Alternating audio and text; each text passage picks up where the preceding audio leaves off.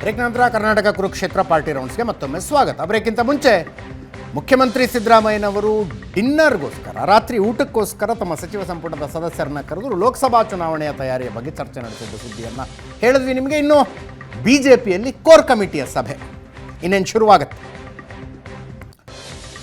ಲೋಕಸಭಾ ಚುನಾವಣೆಯ ತಯಾರಿಯ ಚರ್ಚೆ, ರಾಜ್ಯಸಭಾ ಚುನಾವಣೆಗಳು ಬಂದಿದೆ. ಶಿಕ್ಷಕರ ಕ್ಷೇತ್ರ ವಿಧಾನ ಪರಿಷತ್ತಿಗೆ ಅದನ್ನು JDSಗೆ ಬಿಟ್ಟು ಕೊಟ್ಟಿದ್ದಾರೆ, ಮೈತ್ರಿಗೆ ಬಿಟ್ಟು ಕೊಟ್ಟಿದ್ದಾರೆ, ಗೆಲ್ಲುವ ಅನಿವಾರ್ಯತೆ ಇದೆ.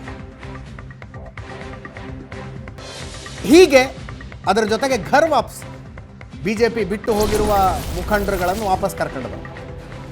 ಈ ಅಷ್ಟೂ ವಿಷಯಗಳ ಚರ್ಚೆ ನಿರೀಕ್ಷೆ. ಬಿಜೆಪಿ ಕೋರ್ ಕಮಿಟಿ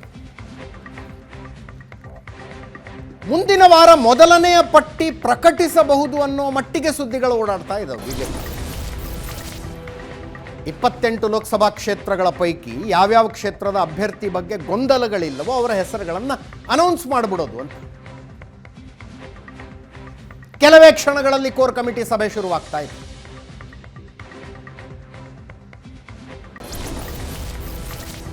ಎಲ್ಲಕ್ಕಿಂತ ಮುಖ್ಯವಾಗಿ ಬಿಜೆಪಿಯ ಜೊತೆಗೆ JDS ಜೊತೆಗೆ ಸೀಟ್ ಶೇರಿಂಗ್ ಫೈನಲ್ ಆಗಬೇಕು. ಅಫ್ಕೋರ್ಸ್ ಅದು ಕೋರ್ ಕಮಿಟಿಲಿ ಆಗೋದಿಲ್ಲ. ಕೋರ್ ಕಮಿಟಿ ಏನಿದ್ರು ಅಭಿಪ್ರಾಯಗಳನ್ನು ಕೇಂದ್ರಕ್ಕೆ ಕಳಿಸಬಹುದು. ಕೇಂದ್ರ ಡಿಸೈಡ್ ಮಾಡುತ್ತೆ ಎಷ್ಟು ಕ್ಷೇತ್ರ, ಯಾವ್ಯಾವ ಕ್ಷೇತ್ರ.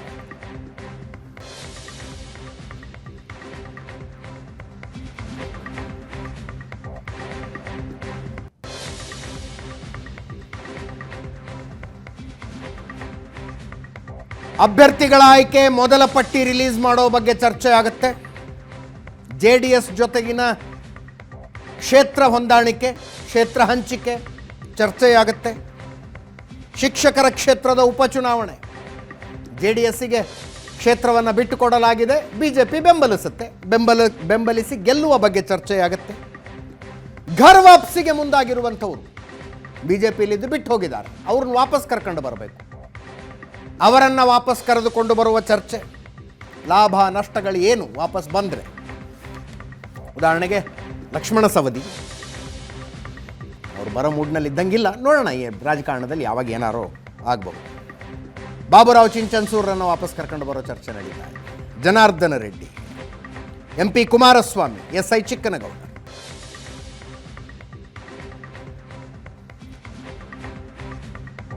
ಎಲ್ಲರೂ ಕೂಡ ಕಳೆದ ವಿಧಾನಸಭಾ ಚುನಾವಣೆಯ ಸಂದರ್ಭದಲ್ಲಿ ಪಕ್ಷ ಬಿಟ್ಟು ಹೋದವು.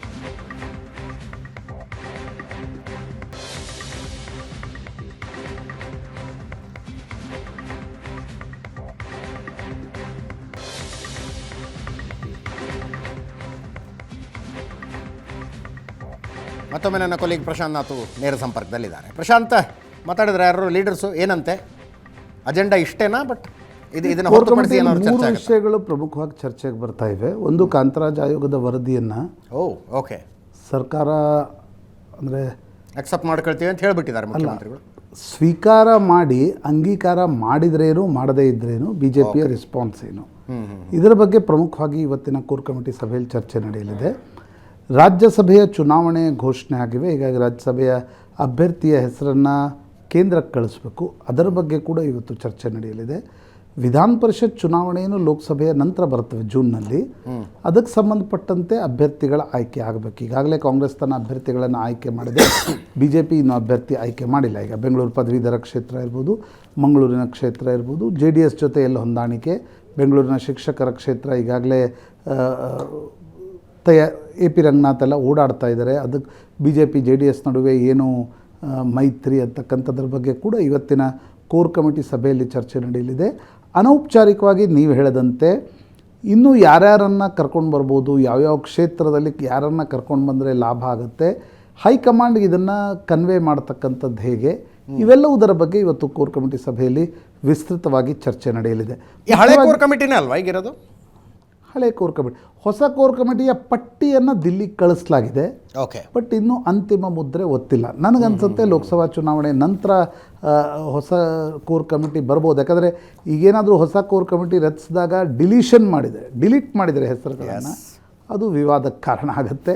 ಹೀಗಾಗಿ ಹಳೆಯ ಕೋರ್ ಕಮಿಟಿಯನ್ನೇ ಈಗ ಜಗದೀಶ್ ಶೆಟ್ಟರು ಹೊರಗಡೆ ಹೋಗಿದ್ದರು. ಹಾಂ, ಈಗ ಬಂದಮೇಲೆ ಇವತ್ತು ಕೋರ್ ಕಮಿಟಿ ಸಭೆಗೂ ಅವ್ರನ್ನ ಕರೆಯಲಾಗತ್ತಾ ಸ್ಪಷ್ಟತೆ ಇಲ್ಲ.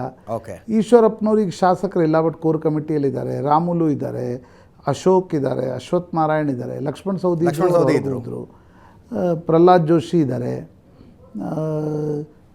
ರಾಜ್ಯ ಸಂಘಟನಾ ಕಾರ್ಯದರ್ಶಿ ರಾಜೇಶ್ ಇದ್ದಾರೆ. ಈಗ ವಿಜೇಂದ್ರ ಹೊಸ ಕೋರ್ ಕಮಿಟಿ ಬಂದಮೇಲೆ ಅವ್ರು ಅಂದರೆ ಬೈ ಡಿಫಾಲ್ಟ್ ರಾಜ್ಯಾಧ್ಯಕ್ಷರು ಕೋರ್ ಕಮಿಟಿಗೆ ಬರ್ತಾರೆ. ಇನ್ನೂ ಪ್ರಧಾನ ಕಾರ್ಯದರ್ಶಿಗಳು ಯಾರ್ಯಾರಿಗೆ ಸುನಿಲ್ ಕುಮಾರ್, ರಾಜೀವ್ ಇವರೆಲ್ಲ ಪ್ರಧಾನ ಕಾರ್ಯದರ್ಶಿಗಳಾಗಿದ್ದಾರೆ, ಅವ್ರನ್ನ ಕೋರ್ ಕಮಿಟಿಯಲ್ಲಿ ಸೇರ್ಪಡೆ ಮಾಡ್ಕೊಳ್ತಾರೆ. ಇವೆಲ್ಲವೂ ಮುಂದಿನ ಪ್ರಶ್ನೆಗಳು. ಪ್ರಾಯಶಃ ಹಳೆಯ ಕೋರ್ ಕಮಿಟಿಯಲ್ಲೇ ಒಂದು ಅಂತಿಮ ತೀರ್ಮಾನವನ್ನು ತೆಗೆದುಕೊಳ್ಳಿ. ಈ ಕೋರ್ ಕಮಿಟಿ ಬಿ ಜೆ ಪಿದು ಏನಿರುತ್ತೆ Ajit, that is default election committee of state. State ಬಿ ಜೆ ಪಿಯ ಎಲೆಕ್ಷನ್ ಕಮಿಟಿ ಕೋರ್ ಕಮಿಟಿಯ ಎಕ್ಸ್ಟೆನ್ಷನ್ ಇರುತ್ತೆ. ಬಟ್ ಈ ರಾಜ್ಯಸಭೆಗೆ ವಿಧಾನ ಪರಿಷತ್ಗೆಲ್ಲ ಎಲೆಕ್ಷನ್ ಕಮಿಟಿ ಸೇರಲ್ಲ. ಕೋರ್ ಕಮಿಟಿಯಲ್ಲೇ ಒಂದು ಅಂತಿಮ ತೀರ್ಮಾನವನ್ನು ತೆಗೆದುಕೊಂಡು ದಿಲ್ಲಿಗೆ ತಿಳಿಸಲಾಗುತ್ತೆ. ಇದೇನಿದು ಅಂದರೆ ಮೊದಲನೇ ಪಟ್ಟಿ ಮುಂದಿನ ವಾರದಲ್ಲಿ ಬಿಡುಗಡೆನೆ ಮಾಡಿಬಿಡ್ಬೋದು ಬಿ ಜೆ ಪಿ ಅವರು ಅಂತ. ನಿಜ ಹಂಗಾಗತ್ತಾ? ನನಗೆ ಹಂಗೆ ಅನ್ಸಲ್ಲ. ಯಾಕಂದರೆ ಫೆಬ್ರವರಿ 17, 18 ಏನು 18, 19 2 ದಿನ ಕಾಲ ದಿಲ್ಲಿಯಲ್ಲಿ ಬಿ ಜೆ ಪಿಯ ರಾಷ್ಟ್ರೀಯ ಕಾರ್ಯಕಾರಿಣಿ ಇದೆ. ಓಕೆ. ನರೇಂದ್ರ ಮೋದಿಯವರ ಒಂದು ಅಂದರೆ ಚುನಾವಣೆಗೆ ಹೋಗುವ ತಯಾರಿಯ ಒಂದು ಭಾಷಣದ ಅವರ ಸಮಾರೋಪ ಇರುತ್ತೆ ಅವತ್ತು. ಆ ಸಮಾರೋಪದ ನಂತರ ಚುನಾವಣೆ ತಯಾರಿಗಳು ಕಿಕ್ ಸ್ಟಾರ್ಟ್ ಆಗ್ತವೆ. ನನಗನ್ಸುತ್ತೆ ಕಾರ್ಯಕಾರಿಣಿಯ ನಂತರ ಫೆಬ್ರವರಿ 20, 28 ಒಳಗಡೆ ಒಂದು ಮೊದಲ ಪಟ್ಟಿ ಬಿ ಜೆ ಪಿದು ಬರ್ಬೋದು. ಯಾಕಂದರೆ ಮಾರ್ಚ್ 5ರಿಂದ 150 ಕ್ಷೇತ್ರಗಳಿಗೆ ಘೋಷಣೆ ಮಾಡಿಬಿಡ್ತಾರೆ ಅಂತಿದ್ದಾರೆ. ಅದು ಈಗ ಒಂದು ಸ್ವಲ್ಪ ಗೊಂದಲ ಇರ್ತಕ್ಕಂಥದ್ದು. ಈಗ ನೋಡಿ, ಸಿಟ್ಟಿಂಗ್ MLAಗಳು 300 ಏನಿದ್ದಾರೆ, ಅದರಲ್ಲಿ ಒಂದು 50% 150 ಆಗೇ ಬಿಡುತ್ತೆ. ಆ ಹೆಸರುಗಳನ್ನು ಘೋಷಣೆ ಮಾಡುವ ಸಾಧ್ಯತೆಗಳು ಕಡಿಮೆ. ಈ 303 ಬಿಟ್ಟು ಸೋತಿದಾರಲ್ಲ 220, 230 ಕ್ಷೇತ್ರಗಳಲ್ಲಿ, ಅಲ್ಲಿ ಅಭ್ಯರ್ಥಿಗಳು ಯಾರು? ಈಗ ತಮಿಳುನಾಡಲ್ಲಿ ಯಾರು, ಕೇರಳದಲ್ಲಿ ಯಾರು, ಆಂಧ್ರದಲ್ಲಿ ಯಾರು, ತೆಲಂಗಾಣದಲ್ಲಿ ಯಾರು, ಒಡಿಸ್ಸಾದಲ್ಲಿ ಯಾರು? ಅಲ್ಲಿ ಅಭ್ಯರ್ಥಿಗಳ ಆಯ್ಕೆ ಫಸ್ಟ್ ಹಂತದಲ್ಲಿ ನಡೆಯುತ್ತೆ ಅಂತಕ್ಕಂಥದ್ದು ಮಾಹಿತಿ. ಯಾಕೆಂದರೆ ಸಿ ಕೆಟಗರಿ ಕ್ಷೇತ್ರಗಳು ಅಂತ. ಹಾಂ, ಸಿ ಕೆಟಗರಿ. ಮಧ್ಯಪ್ರದೇಶದಲ್ಲೂ ಹಾಗೆ ಮಾಡಲಾಗಿತ್ತು. ಮಧ್ಯಪ್ರದೇಶದಲ್ಲಿ ಎ ಕೆಟಗರಿಯ ಸೀಟ್ಗಳ ಅನೌನ್ಸ್ ಆಗಿದ್ದು ಲೇಟಾಗಿ. ಕರೆಕ್ಟ್. ಮೊದಲು ಸಿ ಕೆಟಗರಿಯ ಸೀಟ್ಗಳನ್ನು ಮಾಡಲಾಗಿತ್ತು. ಆ ಸಾಧ್ಯತೆ ಇದೆ ಅಂತ ಅನಿಸುತ್ತೆ Ajit. But B J P is B J P. ನೀವೇನು ತೀರ್ಮಾನವನ್ನು ಯಾವ ಹಂತದಲ್ಲಿ ತೆಗೆದುಕೊಳ್ತಾರೋ it's utmost secrecy will be there. Correct. But core committee ಹೆಸರುಗಳನ್ನೇನು ಕಳಿಸೋದಿಲ್ಲ ಅಲ್ಲ? ಈ ಕ್ಷೇತ್ರಕ್ಕೆ ಇಂಥವರು ಸೂಕ್ತ ಹಾಗೇನಾರ ಕಳಿಸ್ತಾರಾ? ಈಗ ಆ ಹೆಸರುಗಳನ್ನು ಕಳಿಸುವ ಪ್ರಕ್ರಿಯೆ ಇವತ್ತಿನ ಸಭೆಯಲ್ಲಂತರೂ ಆ ಯಾವುದೇ ರೀತಿಯಾಗಿರ್ತಕ್ಕಂಥ ಪ್ರಕ್ರಿಯೆ ಇಲ್ಲ. ಶಾರ್ಟ್ ಲಿಸ್ಟ್ ಮಾಡಿ ಈಗಾಗಲೇ ಮೊನ್ನೆಯ ಸಭೆಯಲ್ಲಿ ಒಂದು ಶಾರ್ಟ್ ಲಿಸ್ಟ್ ಮಾಡಲಾಗಿದೆ. ನನಗನ್ಸುತ್ತೆ ಅಂತಿಮ ಕ್ಷಣದಲ್ಲಿ ಯಾವಾಗ ಪಾರ್ಲಿಮೆಂಟ್ರಿ ಬೋರ್ಡ್ ಸೇರುತ್ತೋ ದಿಲ್ಲಿಯಲ್ಲಿ, ನೀವು ಪಟ್ಟಿಯನ್ನು ಕೊಡಿ ಅಂತ ಕೇಳ್ತಾರೋ ಆವಾಗ ಹೆಸರುಗಳನ್ನು ಕಳಿಸುವ ಸಾಧ್ಯತೆ. ಇಲ್ಲೂ ಕೂಡ ಒಂದು ಸಿಂಗಲ್ ನೇಮ್ ಅನೇಕ ಕ್ಷೇತ್ರಗಳಿವೆ, ಡಬಲ್ ನೇಮ್ ಕ್ಷೇತ್ರಗಳಿವೆ, ವಿವಾದ ಹುಟ್ಟುಹಾಕಬಲ್ಲಂಥ ಕ್ಷೇತ್ರಗಳಿವೆ. ಅವುಗಳನ್ನು ಹಂತ ಹಂತವಾಗಿ ಪರಿಶೀಲನೆ ಮಾಡ್ತಾರೆ ಅಂತ ಅನಿಸುತ್ತೆ. ಇವತ್ತಿನ ಕೋರ್ ಕಮಿಟಿ ಅಜೆಂಡಾ 3: ಒಂದು ಕಾಂತರಾಜ್ ಆಯೋಗದ ವರದಿ, ರಾಜ್ಯಸಭಾ ಚುನಾವಣೆ, ವಿಧಾನ ಪರಿಷತ್ ಚುನಾವಣೆಯ ಅಭ್ಯರ್ಥಿಗಳ ಆಯ್ಕೆ.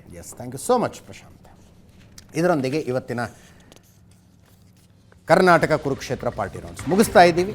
ನೇರ, ದಿಟ್ಟ, ನಿರಂತರ ಸುದ್ದಿಗಾಗಿ ನೋಡ್ತಾ ಇರಿ ಏಷ್ಯಾನೆಟ್ ಸುವರ್ಣ ನ್ಯೂಸ್.